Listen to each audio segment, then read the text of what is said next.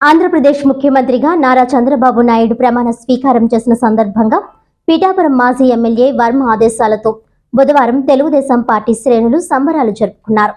పిఠాపురం పట్టణం రాజవారి కోటలో ఉన్న తెలుగుదేశం పార్టీ కార్యాలయంలో కేక్ను కట్ చేసి స్వీట్లు తినిపించుకున్నారు. ఈ సందర్భంగా టీడీపీ కౌన్సిలర్ అల్లవరపు నగేష్ మాట్లాడుతూ కూటమి గెలుపు ప్రజా గెలుపని, రాక్షస పాలన పోయి ప్రజాపాలన వచ్చిందని అన్నారు. అమరావతి రాజధానిగా చంద్రబాబు వస్తున్న అడుగులు ఆంధ్రప్రదేశ్ ప్రజలకు ఎంతో ఆనందదాయకమని అన్నారు.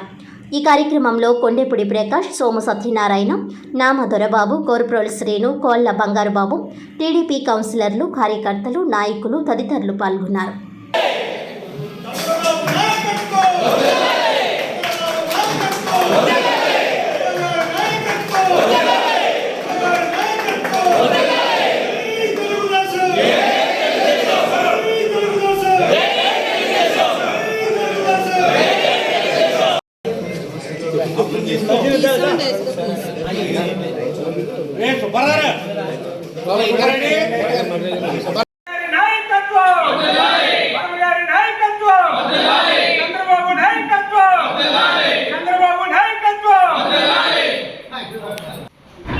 చంద్రబాబు నాయకత్వం, చంద్రబాబు నాయకత్వం, నాయకత్వం, జై తెలుగుదేశం.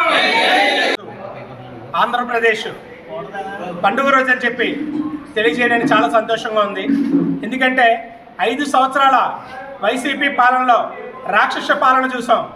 కక్షపూరితమైనటువంటి వాళ్ళ పాలనలో ప్రజలందరూ కూడా విసిగిపోయి ఎప్పుడు ఈ పాలన పోతుంది, చంద్రన్న పాలన ఎప్పుడు వస్తుందనే ఆలోచనతోటి ప్రజలందరూ కూడా మూకుమ్మడిగా ఎవ్వరూ కూడా ఈ బయటికి రాని వ్యక్తులు కూడా జెండా పట్టుకుని బయటకు వచ్చి ఓటు వేసి చంద్రబాబు నాయకత్వంలో కూటమిని 164 సీట్లతోటి విజయపేరు మోగించారు. అంటే ఇది ఆంధ్ర ప్రజల యొక్క విజయోత్సవం, అలాగే వారి యొక్క విజయంగా భావించి ఈరోజు 4వసారి మన నారా చంద్రబాబు నాయుడు గారు ముఖ్యమంత్రిగా ప్రమాణ స్వీకారం చేయడం చాలా సంతోషంగా ఉంది.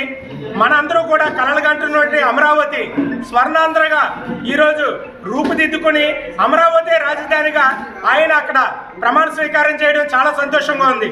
దాన్ని పురస్కరించుకోండి ఈరోజు ఆంధ్రప్రదేశ్లో ప్రతి ఒక్కరూ ప్రజలందరూ కూడా వారి వారి ఇళ్లలోని, ఆఫీసుల్లోని, అలాగే రోడ్ల మీద ప్రతి ఒక్కరూ కూడా బయటకు వచ్చి వారి యొక్క సంతోషాన్ని వ్యక్తపరుస్తున్నారు.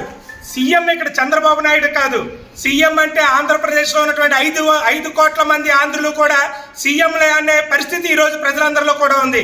కూటమి ఘన విజయానికి కృషి చేసినటువంటి ప్రతి ఒక్కరికి ధన్యవాదాలు తెలియజేస్తూ ఈరోజు చంద్రబాబు నాయుడు గారు ప్రమాణ స్వీకారం చేస్తున్న సందర్భంగా పిఠాపురం నియోజకవర్గం తెలుగుదేశం పార్టీ కార్యాలయంలో నాయకులందరూ సమక్షంలోనే కేక్ కట్ చేసి విజయోత్సవాలు జరుపుకోవడం జరిగింది.